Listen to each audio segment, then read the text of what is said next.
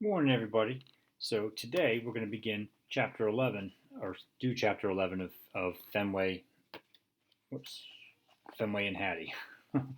and Yesterday in Chapter 10, when we left off, the Fenway didn't do a very good job. He didn't understand what the ice cream truck was, and he wasn't listening. And then he was trying to attack the ice cream truck driver, and then ended up knocking Angel's ice cream onto her all over, knocked her down, and they weren't very happy with Fenway, and he just didn't understand why because he thought he was doing a good thing, thought he was protecting them. So here we go, chapter 11. The bright morning sunshine. The bright morning sun is shining through the window. I go to nuzzle Hattie, but she's not there, and worse, this is not even her bed. Where am I? A quick glance around confirms the shocking reality. I'm in an empty room, trapped by the gate. Suddenly I remember a horrifying dream. Hattie bossing me in here last night, brandishing the gate. Wait a minute, did that really happen?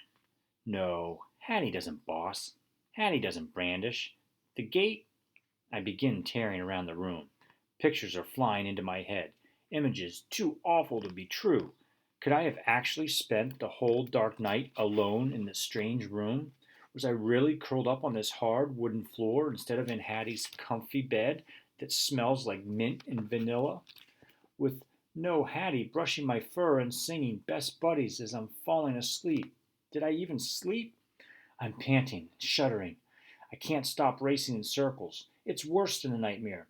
Finally, I get a hold of myself. There must be something I can do.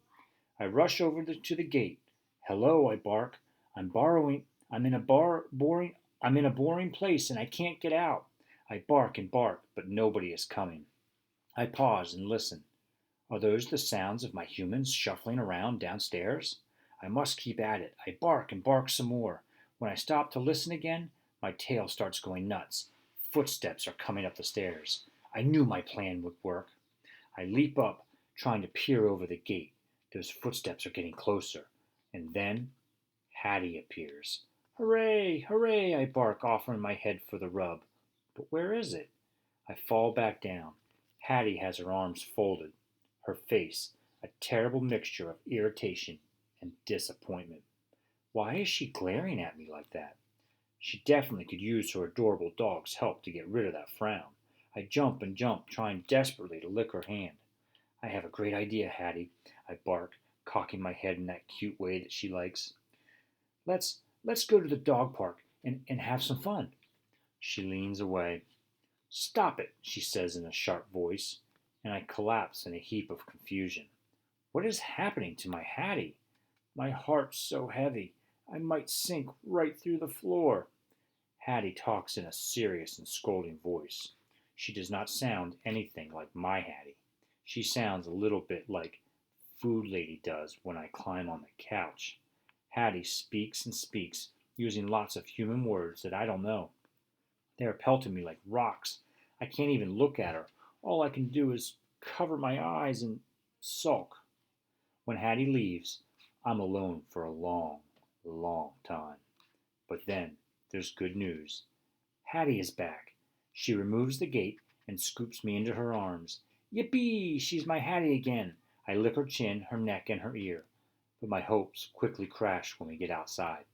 She sets me down and strides right over to that giant tree.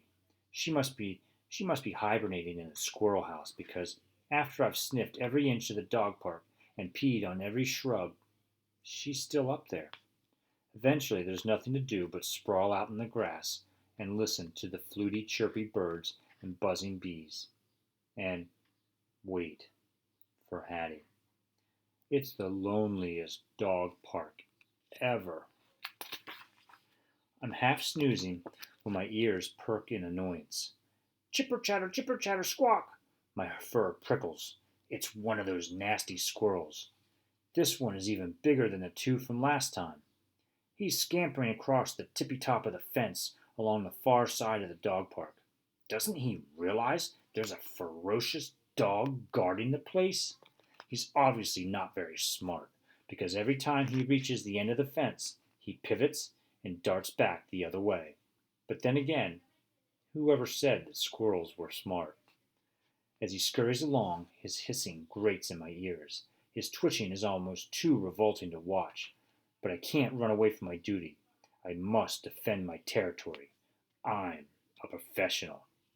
I spring up and trot closer, but not too close. Get out of here, you disgusting rodent, I bark. A dog park is no place for squirrels. He is not acting the least bit intimidated.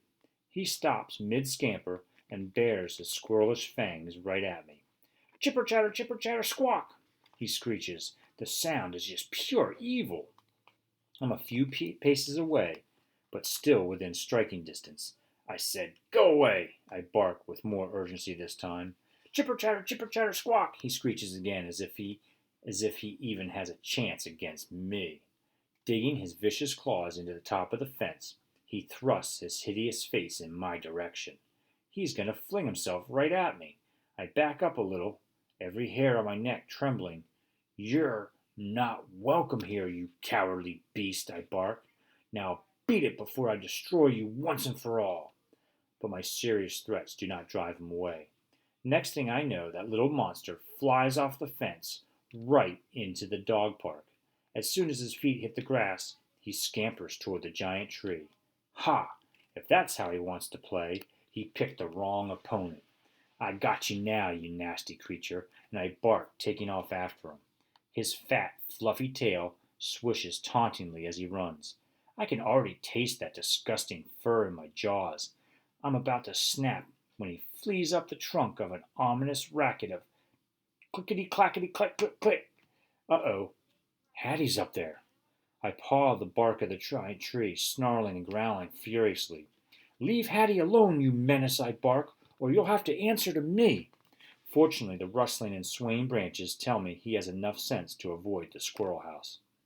I drop down into the shade and curl up for a well-deserved rest. Then my ears detect familiar sounds through the fence. The jingling of dogs. If only I could get excited. Is that you, Fenway? Patch's lovely voice calls. I slump a bit lower. He looks like he's lost his best bone, I hear Goldie mutter. Poor guy, Patches says. It reminds me of the first time our sweet angel left the leashes on their hooks, forgetting all about them. You parked yourself at the door and sulked and stewed and didn't move, not even at supper time. Me? Goldie huffs. I believe you were the one who whimpered and carried on like a puppy when she went out without us that day. She practically shut the door on your nose like you weren't even there. Patches sniffs. She ran out without giving us so much as a pat. Well, a dog can't keep living in the past, Goldie says. What's done is done. Patches sighs. Still, I can't help but remember the good times. What's the point, Goldie says, then calls over to me. Hey, Fenway, do yourself a favor and move on without that short human. You're only making yourself miserable. Have a little sympathy, Patches says. Can't you see the pain he's in? It's all too much to bear. Leave me alone, I cry. See, Patches says. Hey, I'm only trying to help, Goldie says. Is it my fault if the little guy won't listen to my advice? There's advice, and then there's wise advice, Patches says. And I suppose yours is wise, Goldie grumbles. Fenway, Patches says kindly, we know from experience how hard it is to move on. But believe me, life without your short human isn't as bad as you think. That's your wise advice, Goldie says. Patches ignores her. Listen, Fenway, at first we couldn't accept it, but as time went on, we got used to entertaining ourselves. That's right, Goldie says. Instead of swimming in the pond, now we lie in puddles. You mean we splash in the wading pool, Patches corrects. Speak for yourself, Goldie says with a growl. I lie in puddles. In any case, Patches goes on, we've found ways to adjust, and you will too. I want to ignore them, but a sense of fury rises up through my fur and consumes my entire body. In a flash, I'm charging over to the fence. Maybe that's working for you, I say, but I could never live without my Hattie. I'm going to get her back. Now, Fenway, I know you're determined, but, Patches says, her eyes sad and wincing, have you actually thought about what a gargantuan task that would be? Hey, maybe he's some kind of super dog, Goldie says with a sneer. I know you both think I can't do it, I say, but I can. I will. Maybe I just need more time, or better ideas, or something, but I'll do it. You just wait. Would you listen to him? Goldie murmurs. I jump up and scratch the fence, and who knows, I say, feeling a sense of power, when I get my Hattie back, maybe I'll get your angel back too. Patches gasps, but then her face falls. If only we could have our precious angel back, she says sadly. It's all I wish for. Too bad it's impossible, Goldie says, and then looks away suddenly, like she doesn't want to see us. She doesn't want us to see her drooping ears. I know I'll do it. I have to. All I need is a plan. I wonder what he's going to do. What do you think?